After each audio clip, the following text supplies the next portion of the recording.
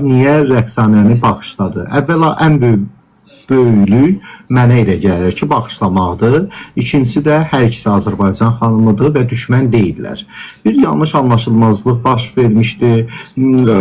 Hər nə qədər Rəqsanə ilə bağlı fikirlər olsa da, onun müsbət addımları da var. Yəni, bağışlanmayacaq bir hərəkəti yoxdur. İki xanım arasında sadəcə ikisi də ictimai şəxsdir. İkisinin də fikirləri çox böyük rezonans qoyulur. Sən də elə bilirsən ki, mən bağışlamışam Rəqsanəni. Sən də elə bilirsən, mən Rəqsanəni bağışlamışam. Amma yəni məhkəmə zad yoxdur da, düzdürmü? Yox, mən Rəqsanəni bağışlamamışam və belə bir şey heç yerdə deməmişəm ki, mən onu bağışladım və ya Tolikin verilişinə qoşulandı, mən Rəqsanəni bağışladım, Rəqsanə ilə barışdım sözü deməmişəm. Elə bilirdim, bağışlama var. Niyəsə, necə? Burada da ya. Bağışlama yox. Yazırlar bağışlama. Yazırlar, mən deyim. Çünki Rəqsanə xanımın özü efirdə dedi ki, ölün, çatlayın, partlayın yanım. Mən onu sonradan görmüşəm, paylaşmışlar görmüşəm. Mən Tolikin verinə qoşuldum, verişdə qoşuldum, sözlərimi dedim. Çünki orada yenə də səhv ifadələr işlədirdi Rəqsanə xanım. Mən ona görə qoşuldum ki, mən o ifadəni işlətməmişim. Kimsə onu yalandan deyə bilməz. Və ondan sonra mən danışdım. Mən bax dönənlərim sənə dedim ki, mən Aysunun ifasını çox bəyənirəm. Bu Rəqsanə ilə heç bizim söz söhbətimiz olsa da olmadı. Mən həmişə demişəm ki, mən sevirəm o qızın pozitivliyini, ortamı ələ almağını filan da mən çox bəyənirəm. Yəni bu yenə də deyirəm, mən Rəqsanə ilə düşmən də olsam, mən yenə də Aysunu bəyənəcəm və ona qulaq asacağam. Bunun heç bir dəxli yoxdur bu Rəqsanə ilə. Mən salam verirəm və yaxud da ki, vermirəm məsələsində. Yəni mən bağlanandan sonra efirə sağollaşmışam, çıxmışam. Yəni kanalda bağlamışam, çıxmışam. Məndən sonra bu söhbət davam edib. Mənim söhbətdən xəbərim yoxdur. Və orada Rəqsanə xanım, mən yenə dedirəm, paylaşmışlar. Instagramda gördüm. Rəqsanə xanım deyib ki, ölün, çartlayın, partlayın, yanın. Biz Səidə xanımla barışdıq. Bir qazanda doğğa pişirəcəm sənə, yoxsa nə bilim nəsə, belə bir şey deyib. Və bundan da götürüb Tolikin işçiləri kəsib ki, Rəqsanə ilə Səidə barışdı. Paylaşıblar. Mənim bundan xəbərim yox. Tolik mənə zəng elədi ki, ay Səidə qurban sənə bağışda. Bunlar səhvən eləyiblər.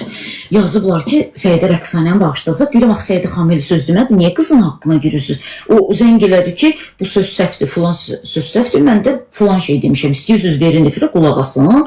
Bəs dedim, yığışdırdılar. Yığışdırdılar deyəndə kimsə onu ekran kaydı eləyirsə, kimsə onu paylaşırsa, onlar yığışılmadı, axı o çıxdı, getdi.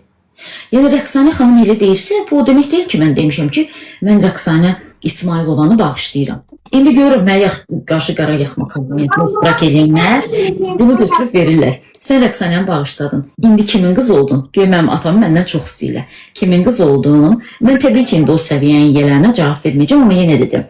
Mən Rəqsanə İsmailovanı bağışlayacamsa da, onu izləyicimin qarşısında deyəcəm. Mən Rəqsanəni hələ telefonuna zəng vurmamışam. Hələ.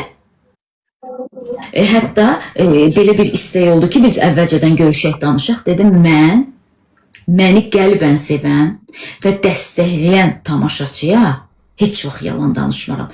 Görüşəcəmsə studiyada görüşəcəm. Hətta telefonumu da göstərə bilərəm. Neçə dəfə yazıb silib mənə telefonu, cavab verməmişəm. Çünki mənim nəyim varsa, yəni mən heç vaxt nə izləyici üçün oynamamışam, özün də bilirsən, mən azdan çoxdan tanımamısan. Nə də nəyəsə görə reyting xatirinə heç vaxt heç nədən danışmışam. Mən Rəqsanə xanıma salamı da izləyicinin qarşısında verəcəm. Görüşəcəmsə oyuna yenə də deyirəm. Və nə baş verəcəksə, bu yeni bir xəbər oldu. Əslində mən çox sevinmişdim. Yenə deyirəm, sənlə şəxsən danışanda da nə dedim? Dedim, bağışlasan yaxşı olar. Bu mənim fikrimdir. Onu çox adam deyib. Həmkarlarım da çoxu deyib. Bəli. Və onu da deyən adamlar var. Ən azı bağışlamaq mümkündür. Yox, bilirsiniz necə? Bax, indi izləyicilər durmadan yazırlar. Mümkünsüz seçinə yoxdur. Bir adam səhvini başa düşürsə və dəfələrlə üzr istəyirsə etdiyi səhvə görə. Bu, yəni başqa bir məsələdir. Çünki həqiqətən də mən sadəcə bir dənə, mən açığın deyim də, o momentdə mənim Rəqsanə İsmailovaya çox-çox yazığım gəldi. Çox-çox. Çünki o Rəqsanənin özünün danışığı deyil idi. O, ona verilən informasiyadan çıxan səsi idi. Amma bizim elə yaşımızdır ki, mən düşünürəm ki, biz səhv eləməməliyik.